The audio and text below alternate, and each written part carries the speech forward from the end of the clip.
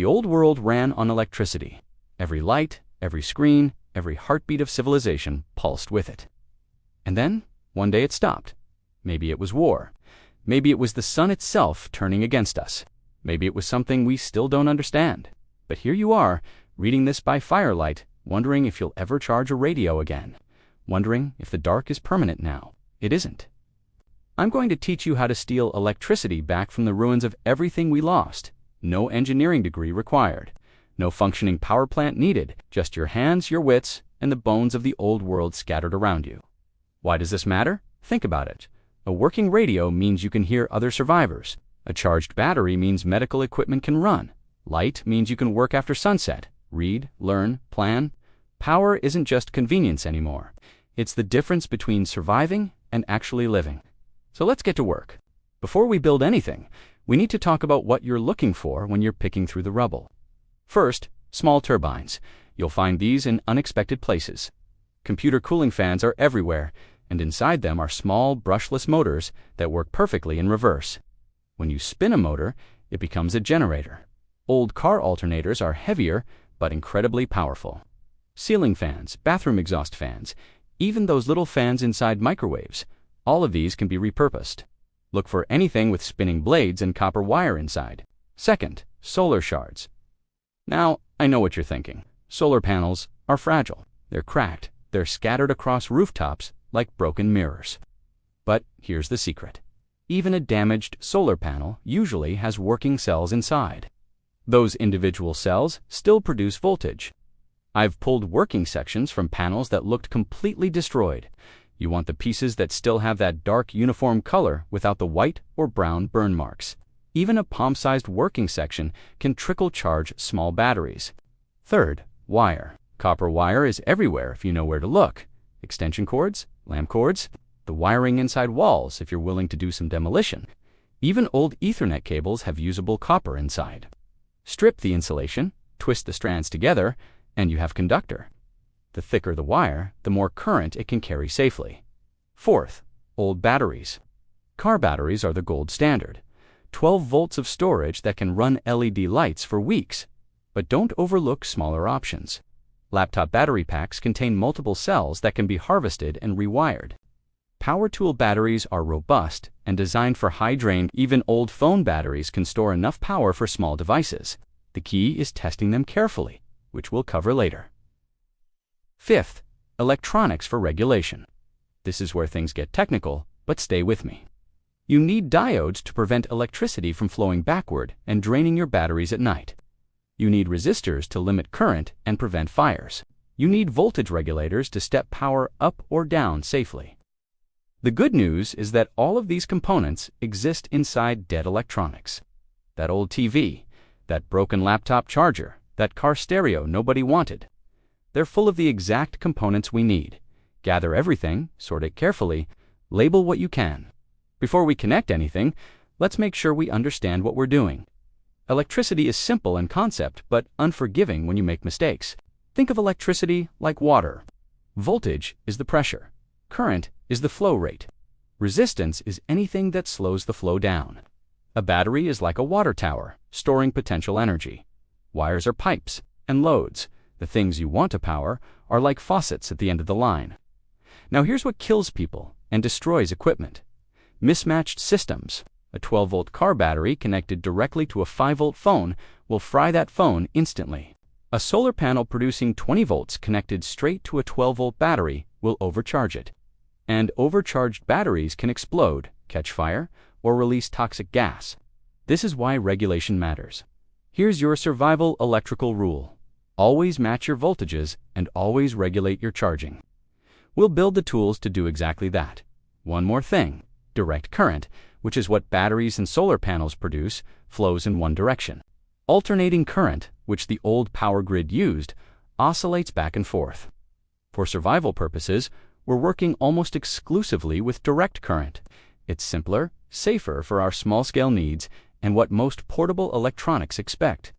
Let's start with the simplest generator you can build, a hand crank unit using a scavenged motor. Find a brushless DC motor from a computer fan or a small appliance. The label on it might say something like 12 volts and 0.2 amps. That tells you what it produces when you spin it at full speed. Attach something to the shaft that you can grip and rotate. A bent piece of metal, a chunk of wood with a hole drilled through it, even a bottle cap glued on. Anything that lets you spin that shaft manually. Now connect 2 wires to the motor terminals. If you touch those wire ends together and spin the motor, you should feel slight resistance. That's the electrical current creating magnetic drag. It means it's working. Spin it and touch the wires to a small LED. Orient the LED so the longer leg connects to the positive wire. If the LED doesn't light, flip it around. LEDs only work in one direction. There's this moment, and I want you to really experience it, when you spin that motor and the LED flickers to life. Just a small glow at first. You spin faster, and it gets brighter. You are making electricity with your bare hands. The old world didn't disappear entirely. It was just waiting for you to rebuild it. But your arm will get tired. Which brings us to the next step. That same motor can capture natural energy if we mount it properly. For wind power, attach lightweight blades to the motor shaft. Plastic cut from bottles works, thin plywood works, even stiff cardboard will survive for a while. The blades need to be angled slightly, about 15 degrees off flat, so wind pushes them into rotation. Mount the whole assembly on a pole or a rooftop edge where wind flows freely. Now here's where I learned a hard lesson. The first wind generator I built worked beautifully for about 3 hours. Then a gust came through and spun it so fast that the blades tore apart. One piece embedded itself in a tree trunk about 20 feet away. So, lesson learned. Build in some kind of speed limiter, or use a furling tail that turns the blades away from the wind when it gets too strong. For water power, you need consistent flow. A stream or a pipe draining from higher ground works perfectly. Build a simple water wheel from plastic containers or carved wood, mount it so the water hits the paddles tangentially, and connect the wheel's axle to your motor with a belt or direct coupling. Water wheels turn slower than wind turbines, but with much more consistent torque. A stream that never stops means power that never stops. The day I got my first water wheel running properly, I just sat and watched it for an hour. The wheel turned, the motor hummed. A string of LED lights glowed along the bank of that stream like something from the old world. I might have cried a little. The apocalypse allows for that. Now let's talk about harvesting power from the sun. A working solar cell produces roughly half a volt. The cells are wired in series on standard panels, so an 18-volt panel has about 36 cells connected end to end. When a panel cracks, some cells die but others survive. Your job is to identify the working sections. Take a damaged panel and use a multimeter or a simple LED test to check different areas. Touch your probes to the metal ribbons connecting cells. If you get voltage, those cells work. Mark them. Carefully cut or break the panel to isolate working sections. A glass cutter helps, but a hammer and patience also work. Just don't breathe the dust. Collect enough working cells to add up to your target voltage. For charging a 12-volt battery, you want panels producing at least 14 to 18 volts, enough to overcome the battery's resistance. Connect your salvaged cells in series, positive to negative, like links in a chain, until you reach your voltage target. Protect them from rain with clear plastic sheeting. Angle them toward the sun. And here's the most important part. Never connect solar panels directly to batteries without a blocking diode. At night, when the panels stop producing, the battery will try to push current backward through the cells. This drains your battery and can damage the panels. A simple diode inline with a positive wire stops this completely. One component, problem solved. Generation is only half the battle. Storage is what lets you use electricity when the sun isn't shining and the wind isn't blowing. Car batteries are everywhere. Check auto repair shops, junkyards, the vehicles themselves. A dead car doesn't mean a dead battery. Many batteries fail to start cars simply because they've lost 10% of their capacity, but that remaining 90% is plenty for lights and small devices. Test batteries by checking their voltage with a multimeter. A healthy 12-volt battery reads between 12 and 13 volts. Below 11 volts means significant damage. Below 10 means it's probably not worth saving, but you can try. Reviving weak batteries is possible with careful charging. Trickle, charge them slowly. No more than 1 or 2 amps for 24 to 48 hours. Fast charging a damaged battery is how you create an explosion. I've seen it happen. The battery swelled up like a balloon, then vented acid gas that burned my friend's eyes. He recovered, but we learned to respect the process. For smaller applications, harvest cells from laptop batteries. These are typically 3.7-volt lithium cells. 3 in series gives you 11 volts, close enough to power 12-volt devices. 4 in series gives about 15 volts, useful for charging other batteries. Just remember that lithium cells are more sensitive than lead acid. They need careful voltage regulation and should never be punctured or overheated. Connect your generation sources to your batteries through a charge controller if you have one. If not, at minimum, use a diode to prevent backflow and monitor your charging manually. Batteries fully charged should be disconnected or they'll degrade. So you've got a generator and a battery. Now you need to make the power usable. Most small devices run on 5 volts. Phones, tablets, small radios, LED light strips. You'll need a voltage regulator to step your 12-volt battery down to 5. The easiest solution is to scavenge USB car chargers. These contain everything you need already wired and ready. Connect the charger's input to your battery, and its USB ports now output regulated 5 volts. For other voltages, look for DC-DC converter modules in old electronics. Adjustable buck converters are especially useful. Set the output, connect the input, and you have stable power for sensitive devices. Now let's wire a basic distribution system. From your battery, run 2 main lines, positive and negative. Use thick wire for these main lines, at least 14 gauge or thicker. Add a fuse or circuit breaker in line with the positive line. This protects everything downstream if something shorts out. An unfused system is how you start fires. From the main lines, branch off to individual circuits. Each branch should have its own fuse rated for the devices on that circuit. Connect your voltage regulators, then your devices. Test everything before you leave it unattended.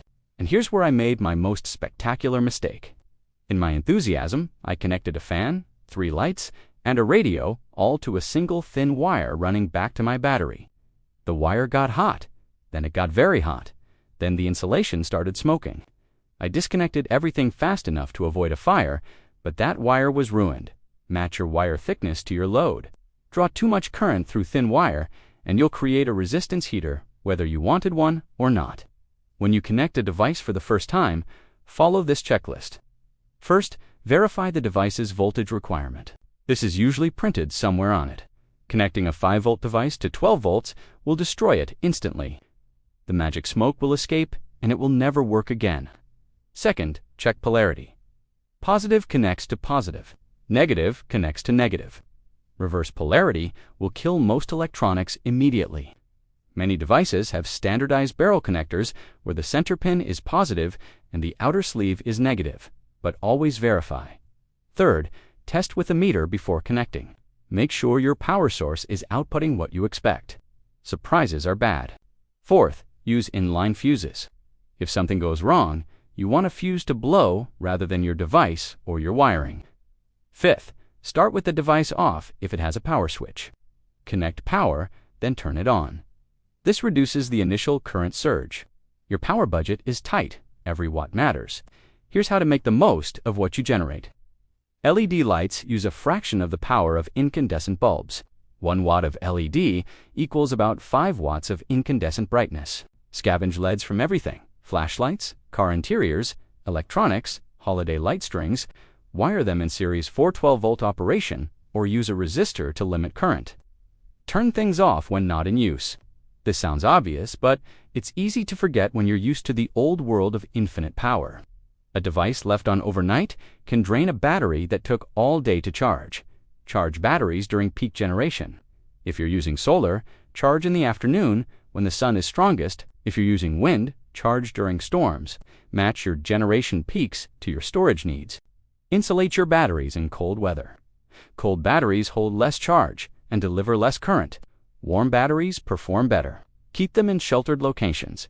Position solar panels for maximum exposure. Track the sun if you can. Even manually adjusting panels twice a day, morning and afternoon, can increase output by 20% or more.